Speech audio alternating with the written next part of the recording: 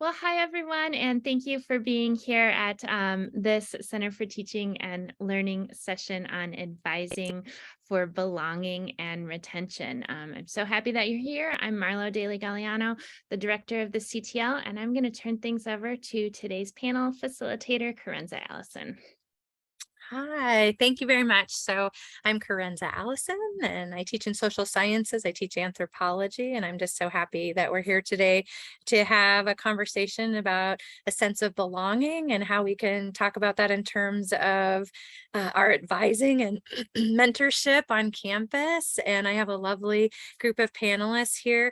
Because we're talking about belonging, though, I do want to start with a land acknowledgement, because I think part of belonging is connecting with space. So as we know here at LCSC, we gather on Seminicum land, or the Lewiston kind of valley. And this is the indigenous homelands of the Nimiipuu and the Nez Perce tribe. And we think of the Nez Perce, they're the original caretakers of this space. And so I just think it's important as we're thinking about belonging. I guess I can start out the conversation. When I think about belonging, it usually is a connection to place and to people, to events, maybe to ancestry. And so I guess I would plant that seed as we think about today, how we can make connections. And so our positionality here on these important spaces, or on this important land of the Nimiipuu, is just something we can think about in terms of belonging and maybe where we feel the most belonging. So again, I'm Kerensa Allison. I wouldn't say I'm an expert on belonging, but I do like talking about it. And many of my coworkers and other programs I've attended at the CTL have also just made me think more about belonging and where places that I've personally feel belonging, but also how I can work with my students in their unique ways to support them wherever they're at. And so I was talking to Eric about this ahead of time, and we know there's no one size fits all. And so when I think about this session, I hope it's about building a tool chest, right? That we're going to share stories and tips and ideas, and we're just going to hopefully add some tools, and maybe that will help us just be better at advising and connecting and creating this sense of space. And so please know that many people have mentored me along the way to kind of start this conversation. And I'm just so happy that we have you here today to talk more about this. So what I would love to do is maybe have all my panelists like introduce themselves, and maybe start with just the words or ideas that come to mind when you think of belonging, especially in relationship to advising. So can we start with Eric? Yeah, sure. I'm Eric Martin. I teach history here at LCSC. I do advising for history majors. I do advising for secondary ed history majors, which is a totally different ball of wax. I do advising for general studies majors, which is a totally different ball of wax. I do a whole lot of the mentor-mentee thing over with the advising center, which is a different scene. And then of course there's all the different things you do in the classrooms. And I'll be honest, I've already been honest with Marlo, but I'll be honest with the rest of you. I had to look up belonging. It is not part of my vocabulary. That is not so. When you like, how do I think about it? I don't really know.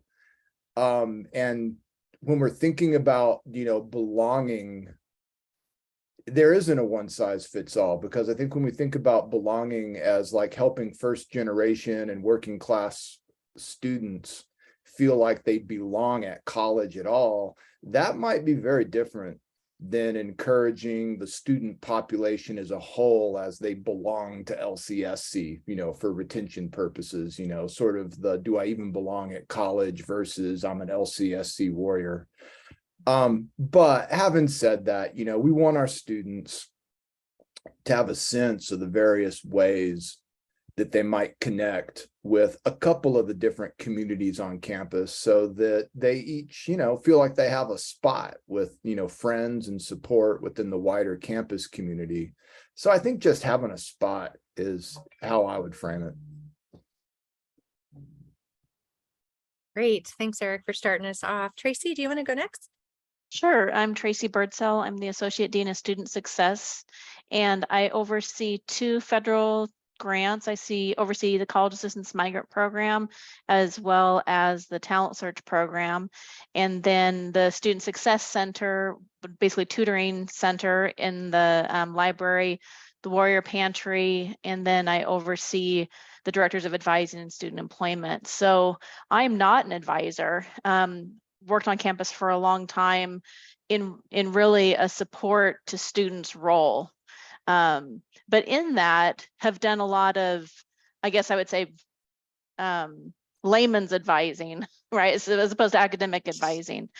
And I guess belonging for me, I was thinking about it really like the word immersion kind of comes in, but kind of comfort, but an allowable discomfort as well. So we can, when we belong somewhere, we feel supported and comfort, but we can also feel some discomfort where we can push back a little bit and be honest with each other and be open, be vulnerable.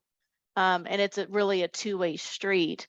And I think that our, the more that we can show that of ourselves, the students really will respond to that as well.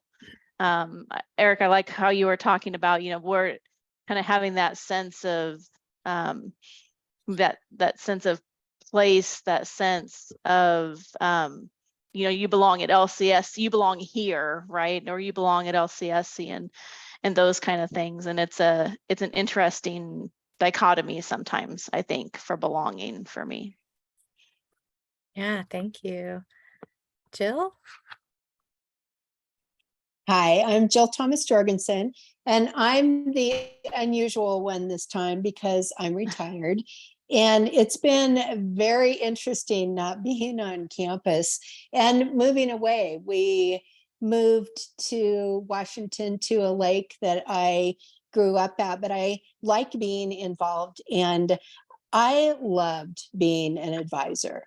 I advised a lot of students over the 20 years that I taught for the business division. And when I think of belonging, I think of fit. We all want to fit, but we have different sizes and shapes. And the fit might be different if you are a student who knows exactly what you want to do when you graduate, or at least thinks you do. And the students who maybe don't have that sense of belonging might be the ones who are exploring different majors that maybe they're not comfortable in.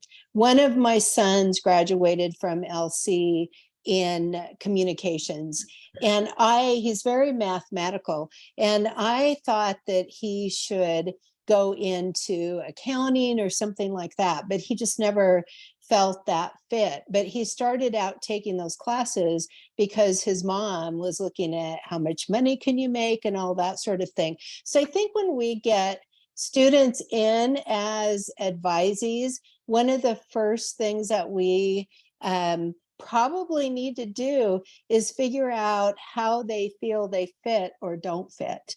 And that is going to connect with belonging. Oh, that's great. Thanks. Thanks for getting us started. I'm madly taking notes, just like jotting down what are these pieces of belonging.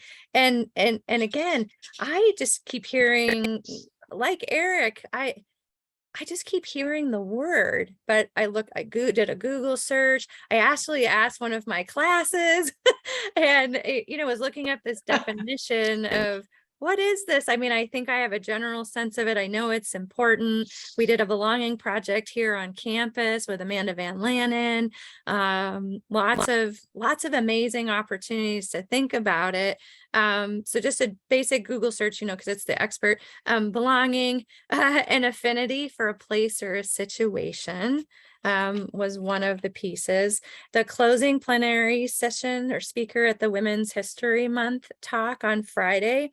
Actually, one of her last slides, she was talking about leadership, but we could probably put advising in there. She said leadership or leading with the value of belonging at the center will always produce excellence. Leading. So maybe we could say advising with the value of belonging at the center will always produce excellence. So let's think about that maybe some more. We can maybe spend some time unpacking. Like you, I talked to my students. I just threw it out there because I was like, whoa, I'm going to go to this talk. And one of the ways I try to provide a sense of belonging with my students is I say, hey, I'm going to go do this talk, or I'm kind of nervous about this, or what do you think? Or can you give me some tips, especially when I'm going to talk about advising students? So I just threw out this word belonging. What's the first word that comes to mind? And I write them all up on the board and we talk about that, what that looks like. So here's what some of my student responses were. Listening to my ideas. And someone piped up and said, no matter how stupid. Acceptance, encouragement, visibility, and then I said, well, what do you mean by visibility? And they said to see yourself and to have people who look like you. Respect, trust, empathy, fitting in, which I heard many of you say, it is a cultural anthropology class, so they emphasized culture, so fitting in and culture. And then that led to a whole long line of culture, gender, language, race, identity, right? So fitting in, feeling important, valued, real, vulnerability, hard. And that was actually one of the more powerful things that came from that conversation. And then we talked about, what that meant to them. But I thought that might be a good way of this kind of setting the stage, this belonging. We've heard from some of your perspectives. We're thinking about some of the student perspectives. I thought one of the first questions I kind of threw out there, I thought we could talk about was, do you have an example? And it could be someone who is a mentor to you or an advisor to you, or even someone on campus who you think does a good job at this, like of making and providing a sense of belonging, either here at LC or somewhere else. Like, do you have an example? And this could go to anybody. Traci? Yeah, when I was thinking of when I was looking over it and kind of thinking about how I would answer it, what came to mind was my dissertation and how that was probably a point in time where I felt most disconnected and most unfitting of that I didn't belong. Everyone else had their stuff together, kind of that imposter syndrome kind of thing, and that I was doing things wrong. And it took not my advisor, but another, like one of my panel of advisors that basically said, you're on the right track. That if you didn't feel the way you felt right now, you know what I mean? Like, you're so close. This is how you know you're close. And basically got me together with a cohort of students. And so we were all together as opposed to being separate. And when we talked and met, we all felt the same way. And so I think developing that advisor, helping develop a cohort of students that we could go through this process together that was so unknown, instead of it being like at first I felt like we were being treated like it was a rite of passage. Like, this is really hard for me and I felt isolated, so you should feel isolated and you'll get it late. You'll understand it later, the why, the pain and suffering. But it took that advisor going an extra step and being like, no, you're not alone. You're right where you're meant to be. So I think that's something that is done here on campus in a lot of different ways, where different groups are trying, or as instructors, you're bringing your classes together, or we're doing study groups, or who's going snowshoeing this weekend, or all of those different ways to try and bring people together to not feel, to have that sense of belonging. So that was what came to mind for me. Examples. My advisor actually said, I'm your cheerleader too. Right. That's what came to mind. I'm your cheerleader too. But yeah, so yeah, organizing those core cohorts of people who are experiencing that same piece, or that you can do it, have this cohort or community of people to help with, whether that's a fun activity, an academic activity, resources, so have a similar experience. Yeah, lovely, Traci. Thanks. Eric, were you going to comment too? I heard. Not necessarily, but No, I heard you kind of clear your throat. So sorry, I didn't mean to put you on spot. Anybody else want to say anything? And I do. Yeah, go ahead. Well, no, so you're asking about people that on the campus that we think do a good job about this kind of thing? Is that what I'm hearing? Yeah, or in your own life, like an example where, again, you've been influenced by this, or you can think about it personally. Well, I think that for me, the person I'm going to put out there, I don't even know. All right, from LCSC, and that's Sean Pullman. And Sean's the women's volleyball coach. And I don't know nothing about Sean, but I do know something about his volleyball players. And they all have a real sense right away that it's the volleyball crew. And there's the sense of belonging. That's the crew they hang out with on Friday nights. That's family. And there's something to that. And I did not ever have any sort of mentor or belonging or whatever as an undergraduate, as some of y'all may have noticed. I don't do exactly the best with the sort of group project thing. And historians are notorious as not being easy to play with. They go off to the archives or to their office and they do their thing by themselves and they don't want anybody bothering them. And so as an undergrad, I didn't do any of the activities on campus. I didn't do any of the, any of that stuff, despite the fact that I lived across the street. But I can think of 3 faculty members right off the top of my head that I used to hang out with during office hours, and whether it was talking about the class or just random things. And so just the fact that these folks spent time with me and didn't, run me out of the office as fast as they could, to me made me feel like I had a place to go. It's like, all right, I'm in between classes. I'm going to go see, what's happening in Dr. Morrison's office. And he was always cool about it. So that would be my experience. And I think that's valuable because as we're thinking about belonging, right, we have all kinds of people. And I loved how Jill started us out with, again, different shapes and sizes and to fit or not to fit. Some people want that group, and some people, I love what you just said, they want a place to go. And maybe that's in the stacks. Maybe that's in, they want a secure place to go where also they feel, a sense of place, a sense of security, or, that you could go to the office hours, that, there was an open door policy. Hey, come in, we can talk about not just class, but other things. I think those are tools. And again, how do we create that? Or not just created, I think many of us have created that, but how do we make that more visible? This is a space. And so maybe as we keep talking, how do we create that space? How do we make our office, come here? This is a place you can go. I mean, that's one of our tools. Yeah, thanks. Thanks for sharing those ideas. Jill, do you want to go this one, or I can go on? I do have an example. No, I have an example.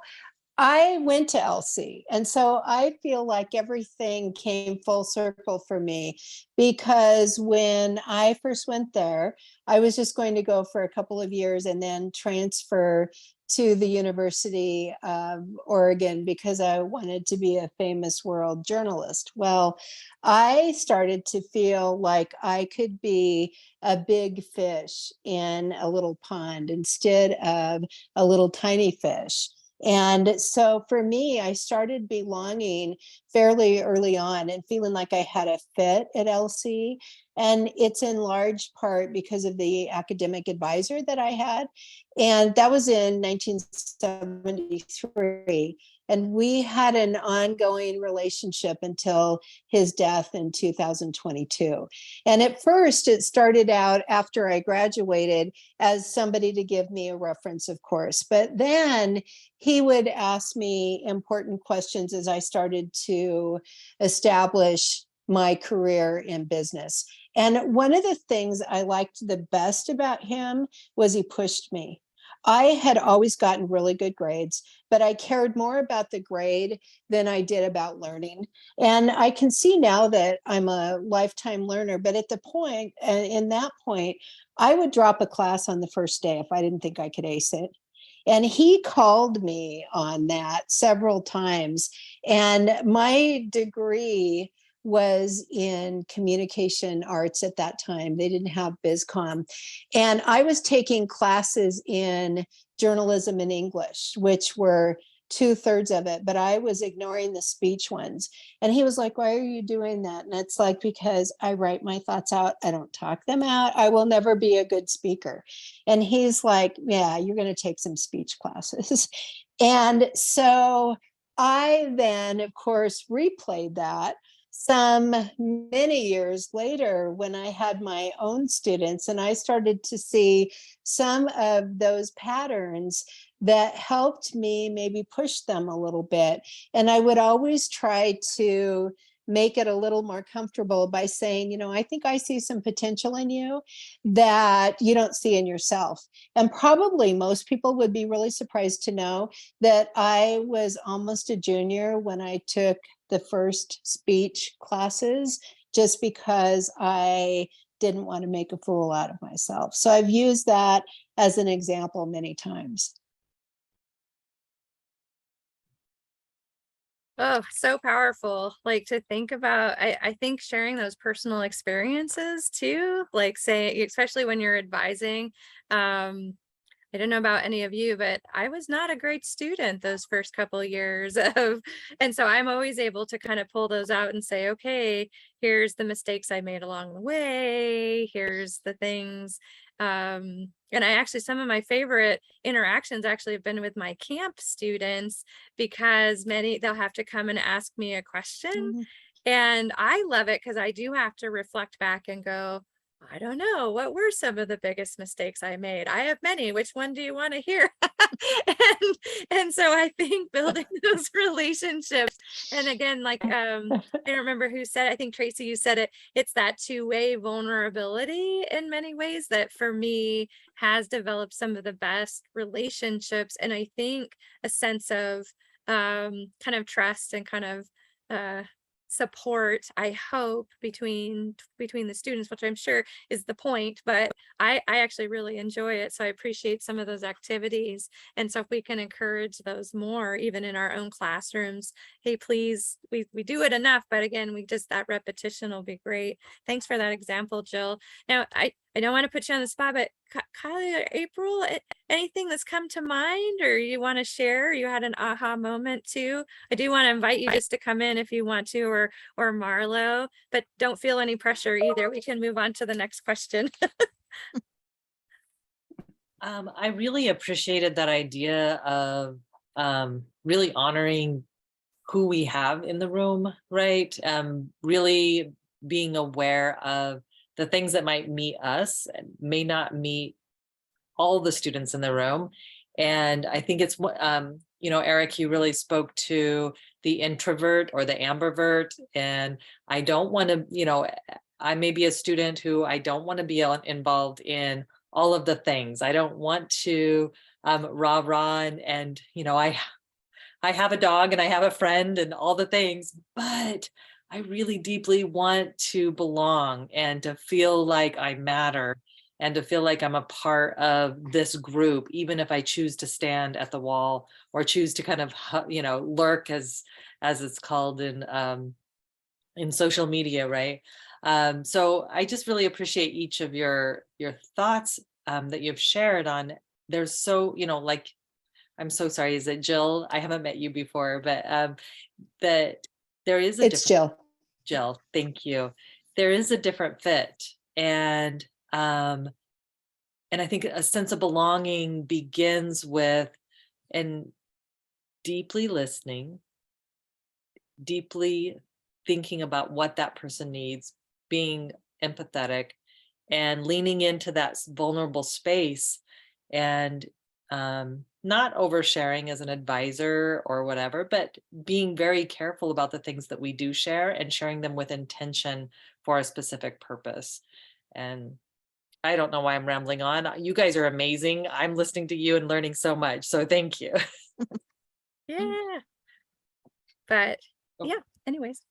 So other things to think about. I want to make sure, because of course our time's going to go by really quickly. And so I do want to build that tool chest a little bit. So we've thrown out some ideas of, these are some of the needs. This is how we think of belonging. Maybe, these are some of those high impact practices, we can throw out some of those words.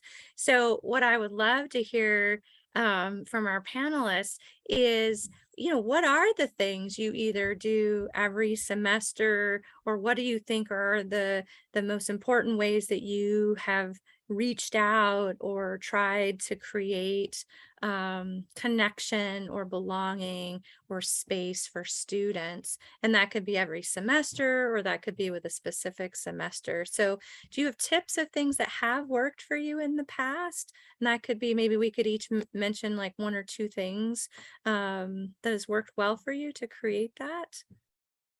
Anybody want to go first?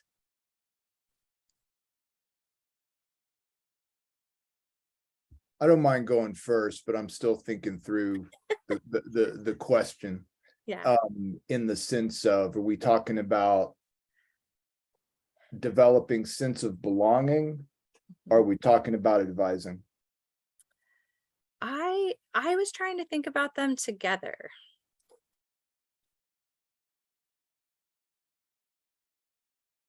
So, But if you're thinking about them separately, then go there. well, I'll give you my deal. I think that for me, especially when we're thinking of like our formal advising of our formal students in the program, some level of belonging already exists because they declared a major and they connected in with the program. So to me, when I'm thinking about attempting to build a sense of belonging, it's in History 101 and 102 with freshmen who may not be here next semester. And they don't have a major yet. And the sense of belonging that I think these kids need is that if I were the king of the college, no one would be allowed to declare a major until they were at the end of their sophomore year, and that there's not something wrong with them because they're 18 years old and don't know what they want to do with for the rest of their life. And I just try to spend a lot of time on how do you pick a major and what's the point of a major, and that you can belong even if you're not exactly sure what you're trying to do. Awesome. And saying that as many times as you can, right, in those classes. Yeah, perfect. Traci or Jill, do you want to go next? Okay, one of the things that I always did as an advisor with students would be to ask them what they know that they didn't want to do. Because in business or any of the disciplines, it seems like they get a mindset of what they need to do or what they want to do. And maybe there is a disconnect in how to get there. For instance, a lot of business majors want to go into sales. And I've found over the years that people love sales or they hate sales. And so the other thing that they think about is, oh, I would have to be good with numbers. And the classes that my students would avoid because they were with me on the soft side of business. So I usually had like the business comm students, the marketing minors, and they had an idea of, I'm going to, just like I did, putting off speech, they would put off taking the accounting classes. And so it would be a fun conversation to say, what do you think is something you'd never want to do? And then I would make notes, because that would help me when they would get to their upper division and selectives. I would never put them in finance, for instance, if, because they would have taken those basic classes. And I think students really liked talking about what they wouldn't want to do, because that takes a lot of things off the table instead of feeling pressure to decide what you want to do. And then I would ask them, okay, 10 years from now, what would your dream job look like? And so they would start describing all of these things. And sometimes they didn't have the skills or experience yet to say, oh, well, I need to take some HRM classes, or I need to take some marketing classes. And that was a really good tool for me. And I would even have students come in the next semester and say, okay, I'm ready to talk about what I don't want to do. And I thought of a dream job. So that was kind of a place that we could start. Yeah, I think that's a great tool. And again, hearing from both of you, like creating a space to talk about that, what we should be doing, but there is that pressure of, boy, we should already have this figured out. And kind of, especially when we're talking about like gen ed classes and the purpose of those, to kind of think about what that looks like. And that hopefully you're taking some of those classes to get excited about potential futures in a dream job. Or even I'm about to take students to Ecuador, and I'm like, many people haven't been out of the country before, they haven't tried to speak another language, they haven't had those experiences, but I said sometimes what they figure out is they don't like traveling abroad. And I said, that's just as valuable, right? Like when you figure out pretty quickly what you don't like to do. And I think having that conversation can be really valuable. And so I love those ideas. Traci, things that you want to share, things that came to mind from what's been said? Yeah, I just really appreciate what all three of you just said, because what I was thinking about is having, in advising new students, especially, building that sense of belonging comes from having discussions. What I got from all three of you is you're having discussions that aren't content specific. Like you're almost it's like you're not, like, we should be talking about history, but we're going to talk about, why you choose a major. Or we should be talking about why we're going to Ecuador, but we're having a discussion about why you might not, this might, you might decide you might not want to be a world traveler. And so I think in freshman advising especially, it's about meeting students with a sincerity of academics isn't the whole picture, right? It's all the other stuff around it. It's are you a parent? Are you having trouble with transportation? Do you need help with food? Do you kind of, again, know your major or not know your major, and either is fine. Do you what? So it's kind of like you're talking about all the other things, because we know the direct things we talk about are going to be talked about anyway, right? But sometimes that developing the connection with the student comes from, the academic sometimes is a byproduct of the connection that we make sometimes. And so, I think sometimes through mine, having that space that's open so they feel comfortable talking to you about what they don't want to do, or what, I'm having, it's kind of, in my office, I have kind of the comfy chairs behind me, then I have some harder chairs too. And So I have students come in and I'm like, okay, is this a comfy chair conversation or is this a hard chair conversation? You know, where it's kind of the hard chair conversation is more kind of, you know, nuts and bolts kind of stuff, where the comfy chair conversation is a lot more about, geez, can we just talk through this? I went home this weekend and I'm feeling this pull between needing to be at home, but I want to be here, those kind of things. And so I think that, you know, and you guys know this, I mean, so much learning happens in between the lines or outside the lines of what we intended. And that's kind of where the beauty is in it. And I think advising and belonging is the same thing with that.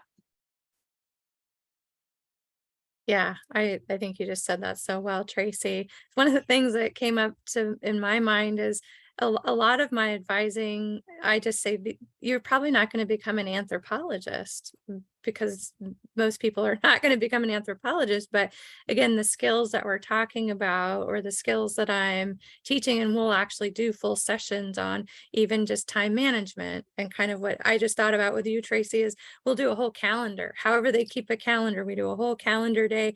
And it's not just like pull out your syllabus. It's part of that, like, what's the syllabus for? And let's put in all these dates. But then I'm also like, okay, who are the 5 most important people? When are their birthdays? When's the important family meeting? When's your doctor's appointments? I want you to take a minute to put in all those other things so that they can start really thinking about the time commitments of doing a good job. And so I guess when I think about that sense of belonging, like these practicalities of like trying to create that space of, yes, we are moms and friends and parents and siblings. And so some of that might not be an anthropology identity, but a student identity. And what are the common struggles of being an LCSC student, or what are the ways that we can support each other in those spaces, because we're wearing lots of different hats. And so that's one of the commonalities I hear from many of you, is just making that recognition, and then also creating a space to say, as we talked about, like having that community of people. Traci, you talked about that with your dissertation, a cohort or a community of like, I'm not alone. I'm not alone. And I think that does create a sense of belonging. And then how does that fit with advising? I think I do similar things when I'm doing that one-on-one kind of advising with my specific mentors, but I would say most of my mentorship and most of my advising actually happens in my gen ed classes, because that's how I touch a lot of people from across campus. And so that's where I spend a lot of time trying to give these tidbits, and whether that's resources or clubs, or make sure to take care of yourself, or I think one of the things that makes me the happiest is that students, like in my evaluation, that she cares. So somehow I guess I'm trying to explore out loud, like what are the ways that students feel that I care. I can't stand schedule for anything, so that's my mark of failure in my classes. But I spend a lot of time talking about caring for self, caring for others. So our strengths and weaknesses, I think, are a part of this. But yeah. Other things that came to mind, or full circle? Do we want to? I guess something came to mind, if you don't mind. Sure. I think, okay, now I just lost it. Anyway, back to you. I'll think of it in a second. It's gone. No, that's okay. And again, we have some time, but I guess I was thinking that as we move forward, are there, like, instead of like kind of general topics, like, do you have like an example of a student or a group of students that maybe wasn't doing well, and how you maybe reached out and provided kind of that support so that they were able to stay, or not even necessarily stay, that you were able to provide this support to help them find the best fit for them? Like, again, do you have any examples of that? It was a very poorly worded question, but maybe you know where I'm going with this, Eric. Yeah, I know where you're going. I mean, I've been here, I'm finishing up my 20th year at LCSC. Man, I've got a ton of struggling student stories. Oh. But I think the deal is that when you're advising students, whether they're struggling or trying to pick a major, you have to approach it from their own best interests. You know, I would love everybody to become a history major, but I make it a point not to go out and actively attempt to force people into a program. Now, you know, that the one class, sure. But you know, an entire program, you know, they have to make these choices themselves. So if any interaction they had with me, like, retain them, you know, I'm skeptical that I did anything other than just try to give them the advice I hope somebody would give my own kid. And I have definitely advised students. Sounds to me like you need to like roll with the roofing crew for a year and decide whether then you'll have different ideas about higher ed. You know, you go sell your back for a year, make some money, drink some beer after work, hang out with some friends, and then decide whether you want to do that when you're 50. So it's a drawn out way of saying, I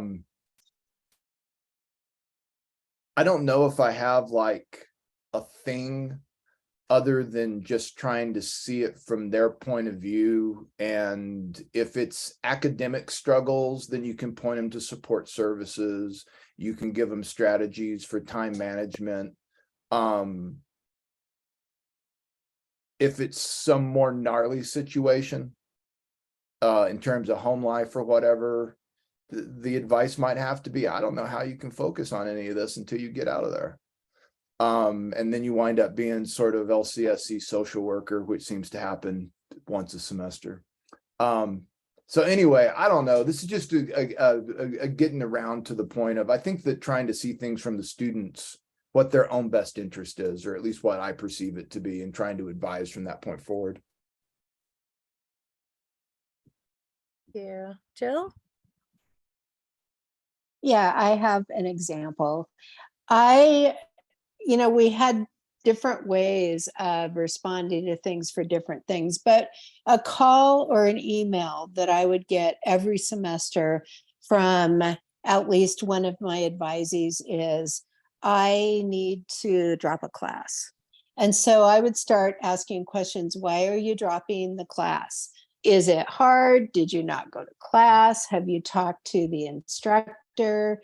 And they would say, it's hard and it's easy not to go. And I would tell my students in the classroom, I'm going to tell you, the first time that you don't come to class, you're going to give yourself permission not to come later. And so you will feel good about yourself if you make yourself come, other than like when you're sick, but when you just don't want to go. And so I would always say, okay, I will help you with the drop slip. And I would never let them do them online. I would say, let's make an appointment, and here's what you need to do. At the appointment, you need to bring your syllabus for the class. And so I would sit them down and I would say, here's where we are in the semester. It looks to me like this many points have already occurred. You are not going to get anywhere if you go ask for extra credit or makeup work.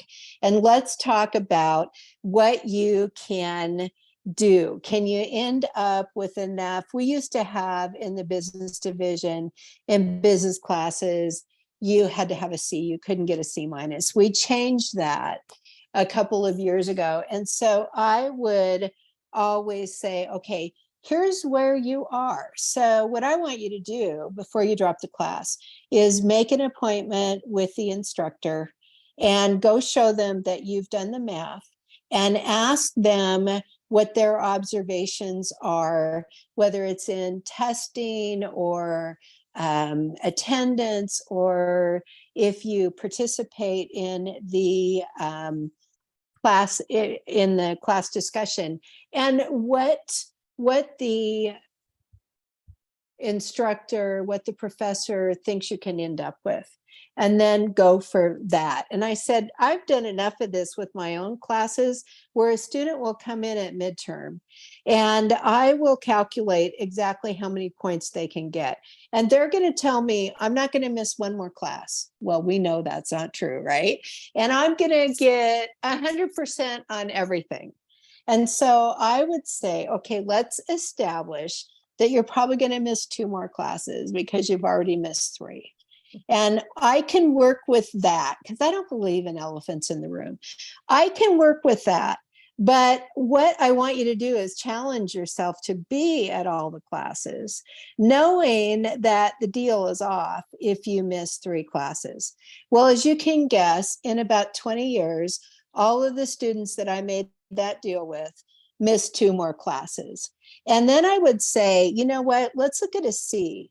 Let's look at going in the middle there. Let's say you get 75% on everything else that you're going to do. And you're going to miss 2 classes. You could earn a B minus or a C plus in my class or whatever it was. And so I said, I'm just going to challenge you to stay in my class or stay in the other classes. And sometimes I would hear, and you'll laugh at this because you know him, I loved him, he was a great colleague. Randy Erickson scares me. I can't go talk to him about my grade in business law. And so I would say, hey, Randy's down the hall.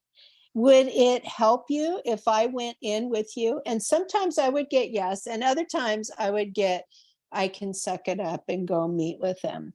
And I said, you're going to feel much better if you stay in the class, especially if it's a required class, because who wants to take it over if you really can pass? And if you can't, the next time you take this class, you have the skills. You need to be looking at the syllabus, determining whether or not you can really pass the class. But I never would let them off the hook without going to talk to the professor. So I would say, here's the drop slip, and I'd fill it all out. You go talk to him or her, come back to me and I'll sign it. And almost never did they drop the class unless there was no way for them to pass. Such a good example. Mhm. Such a good example. And even just offering is such a good tool. Like, do you want me to go with you to talk to so and so, whether that's a resource, whether that's to go to the first club meeting, whether I have gone personally with so many people, and I think, or even just offering has been really a wonderful connection. You said so many other things, but I was like, Mhm. yes to all of this. So lovely. Yeah, wonderful. Traci, anything that came to mind as examples or? I think from everybody, what comes to mind is a lot of times it's about giving students choices and letting them know they have choices along the way. So even if they are, let's say they end up failing that class and maybe they get they get their financial aid suspended or whatever, it's kind of like, okay, well, we can deal with that. That means that we have to, we have to do a petition and we have to do this, or we might have to retake that class again. So you kind of are laying out options. It's not an all or nothing. I guess one of a story that comes to mind a lot in talking about students is I had a GED graduate once who wanted to go to college and ended up getting a small scholarship from the Rotary to come to LC. And she called me just in tears one day because she couldn't sign in to LC Mail. And she saw it like literally as a sign from God she wasn't supposed to be there. I'm just not supposed to be here. And I was like, okay. And I knew her very well. I basically told her to put her big girl panties on and let's go. This is not something, this is something, if nothing happens to you that's a roadblock, it's a miracle when you go to college. There's always going to be something. This is nothing. We call IT and get this fixed in 3 seconds. This doesn't mean that you're not supposed to be there. This is what most students experience, and it's okay. And we have choices. We can call IT, they can reset it. And she's like, oh, okay, well, I can do that. And so I think sometimes our students, they get just kind of vapor locked because of whatever reason. And sometimes it's us showing them that there's options of, here, I'll go with you, or here, what can we do to get a C? That's okay. That's not bad. Those kind of things that we can, what I was thinking about earlier that I forgot, and I'm going to say it real quick before I forget again, is I think that the more we can model to our students, the better. So the modeling our thought processes, or modeling, that we've talked a lot about different ways that we approach things. And if we say that out loud, instead of kind of just keeping it in our head, our students realize that we're not the experts. I mean, that we go through different issues too, and we have to go through different problem solving processes, and that we're no different than they are, right? They need to go through those same processes, and they find out that, hey, if they can do it, I can do that, because I think like that sometimes. And our students benefit from all of our modeling, whether it's in the classroom or in the kind of the one-on-one advising. To students, that's really a way for them to find belonging, as they find that connection with us. Sorry to ramble for a while. I loved your rambling, and one of the things that your example just kind of reminded me is it really emphasizes like how much anxiety some of our students, particularly some of our first year students, can show up with. And then this whole part about modeling, not to make too much fun of it, but like, mortgage, kid, spouse, no one's got more anxiety than me. So this is how we deal with it. Yeah, I think the modeling is so good. Even just some of our word choices that people have supported. So one of the things I was thinking about with belonging, or even just creating a space where people can find, like, I belong there, I can come there, I can go there, whatever that is. And someone said that they had just even changed their office hours, instead of saying office hours to even calling them student hours. And just even simple language changes of that, many times new students they thought office hours was the time you're in there working, like office hours were almost like off limit hours. And that, of course, never occurred to me that students, when I said office hours, didn't know that that was the time that I'm there to talk about anything. I'm going to be there. Please stop by, please come. And so now I just know that, like, I changed it to student hours, but I also like, what are student hours? What are they for? And just that simple definition. And you could almost see a sense of, oh, yeah, this is a space, or this is a time. So that was one of the things. And then I guess just coming back to that idea of modeling, but also what are the things that make me appreciate. I just have many great people in my life who just say, your ideas, your contribution, whatever that is, matters. Like, again, just those simple gestures of not just sending an email, I haven't seen you in class, but boy, we miss your voice, we miss your ideas. And so when I write an email, or even now when I give feedback on anything, I really try to start with those. As much as I can see this idea, or your example was really powerful, or was important to me, or your idea brought me joy. I mean, I try to use those I statements and try to create that centeredness of, you're important to me. And I work really hard to do that for every single student. What is their strength, or what is something that I can identify that they're feeling insecure about, or haven't made a connection? And, is there something I can do? And just say, like, Eric, I've been teaching for over 20 years, and I just tell my students, every class is different. I can't meet everybody's needs if you don't tell me, like, what's working, what's not working. And I feel like, for me, just asking that question opens a lot of doors. And then I provide we do that verbally. Sometimes I do just anonymous 2-second pieces of paper where, just give me some ideas, what one thing that's working and one thing that's not working. And so I get just really quick feedback. And so those are some of the tips and tools, again, that take 5 seconds for me. And it's something that students have always at the end said, hey, she really wants our feedback.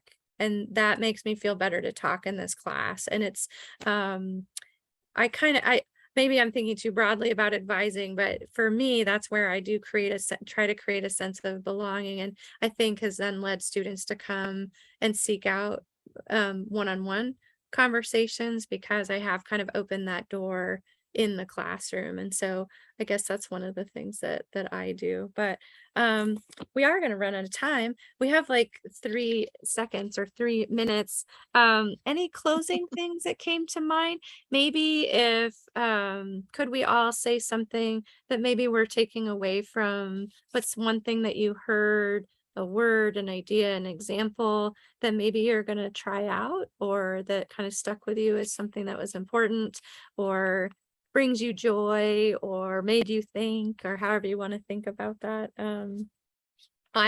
My favorite, I can start this out, actually was Traci's. I want to use this comfy chair versus hard chair conversation. I just think that symbolically represents for me so well, kind of, especially if there is a kind of big conversation. Oh, you need the comfy chair today. I have a rocking chair, but I might have to get a soft chair.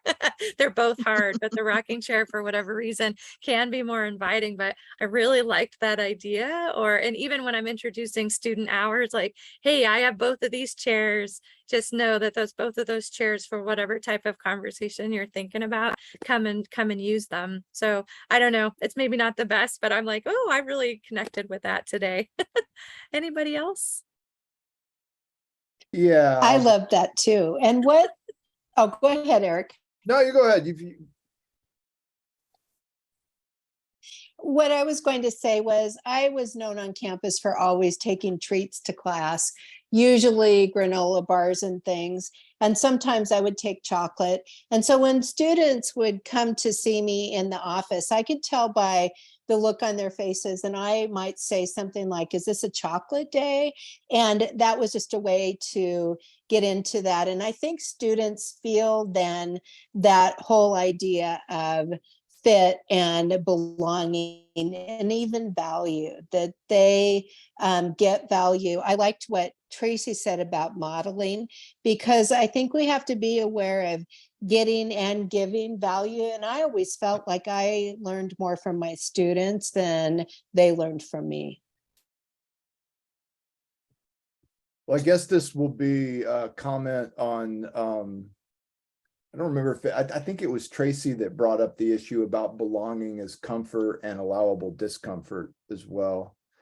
And I like that part too. For those of you who've known me for, more than 30 minutes, you probably know that basketball is life. I'd rather play basketball than teach history. And the reason it struck me is because, like, what the coach says to you is always not nice. And you're part of the team, but it doesn't mean that they're there to make you feel comfortable. And of course, the huge, you're in the doghouse, right? When nothing at all is said. But like it can be good, it can be bad, but the point is to make you a better player, make a better team. And so I like the part about belonging, as it doesn't have to be comfortable. Yeah, powerful. Anyone else want to share kind of a last big idea, Traci? Yeah, I was just going to say, I think I came into this thinking about one thing and kind of leaving with more, you know what I mean? And I think that's really what a sense of belonging does, right? Is leaves us feeling more. And I think especially as it relates to advising, we're always advising students, like you said, whether it's one-on-one in your office or whether it's your whole classroom, you have such, we have such an opportunity for impact. And I think that there's times when we maybe sell ourselves a little bit short on the impact that we truly have, you know, especially when when we might hear from a student later who we didn't even realize we had an impact on. And I think just being willing to have these conversations. So Kerensa, thank you for, you know, for putting this together, and Marlo for hosting. You know, I think that these are important conversations to have, so we can continue doing the good work and fighting the good fight of what we do and really are passionate about. Because that's, I guess I'm leaving here with my heart filled that, you know, today's a good day, and we do good things. So thank you all for that. Can I have like 2 more seconds? Does anybody need to leave? I guess I want to just celebrate all of you. And so very similar to Traci, I wanted to have this conversation because, and as all of you did, and probably anybody who watches this video, because we love what we do, and we know that we have these special students, and yeah, I'm just so thankful. So I guess I just want to say a couple of things. I invited the people on this panel for a reason. And so first and foremost, Eric Martin was really the person I kind of bounce these ideas off of. So when Marlo and I first thought about this advising, I said, who have I learned about advising from? And it's you, Eric. You have been so gracious and shared all beautiful emails you've written to kind of encourage your students to get going. And this is how you do it. Also saving time, but also just like how you really create space for your students. I've learned so much from you. And when people think about social sciences, like when we ask our students, what's your favorite class? It is always, in the 13 years I've been here, poli-sci, it's your political philosophy class. And so you're doing something right. People are connecting with you, you're creating a space, and I'm just so thankful to work with you. I think you're an amazing person, and it's why I wanted to do this panel with you. Same with Jill. I guess I can't say Jill went into retirement and I cried. I did, because Jill was, for me, that sense of, she's always smiling. She always said hello. And when I worked with her in the research symposium, she did these amazing group work projects again, and just lifted her students up to give them real world examples. And then even I got invited to these parties, like where she actually brought in small businesses to give them kind of feedback on how to do better by involving students. I'm not even doing it justice, but the way you were able to support students, not even just on campus, but beyond, to be successful in business, whatever that looked like for them, was inspiring. And I love the snacks, and I need to do more. So I'm so glad you came back to join us. And I just thank you. Just gave us so many tips. And then Traci and I have worked together in a lot of capacities, but she was one of my mentors right away. I was a first generation student. I've been involved in TRIO. I was a McNair scholar. And Traci was one of those people who said, your ideas are important as a faculty who connects with first generation people. And Traci has always made me feel belonging on this campus, and is one of the key people that made me want to stay as a faculty. So I feel a little weepy. I didn't know I was going to get weepy, but Traci just has so many people who she creates that space for. And my students, when they think of someone who's important in their lives on campus and creates a sense of belonging, it's you, Traci. You were amazing. And then of course, my right-hand person is Marlo. She's my neighbor. and Marlo creates a space through the CTL and in her classes and I learn from her every time I talk. And I'm just so thankful for her friendship and her guidance. And so you are the people that provide mentorship and belonging. And that's why I wanted to have this conversation with you. And if you want to continue, hopefully this isn't the end of it. I'm learning. April, I'm so excited you're here. We are new acquaintances, and I can see from just your comments and the fact that you're here, I'm just so excited to start building collaborations with you and learn from you too. So just welcome and thank you for being here and supporting this conversation. And then on the CTL website, boy, through both Canvas and also if you just get on the CTL, the main website, and on Canvas, there's so many good resources. Again, I'm not the expert on belonging, but boy, go check out Amanda Van Lannen has written up a nice piece with lots of links to belonging. Angela Wortel put together some lovely resources on mentorship and high impact practices. Some of the statistics are bananas. I was reading it today, 2 to 6% of our time spent with working individually with students and how we can improve that. Marlo and Julie Bezarides did a really interesting discussion and kind of resources on working and mentoring specifically in research. Anyways, I could go on and on. Go check it out. Let's keep up this conversation. And of course, if you want, my door's open. Like, come, let's keep talking about it. And thank you for participating today. I appreciate it. Well, Thanks thank for you Thank you. all. This has been so Thank amazing. I'm you. actually really excited for priority registration now because I can't wait to do my advising. So thank you, panelists. I love that. I'm not sure I've ever heard people say that, but yes, yay.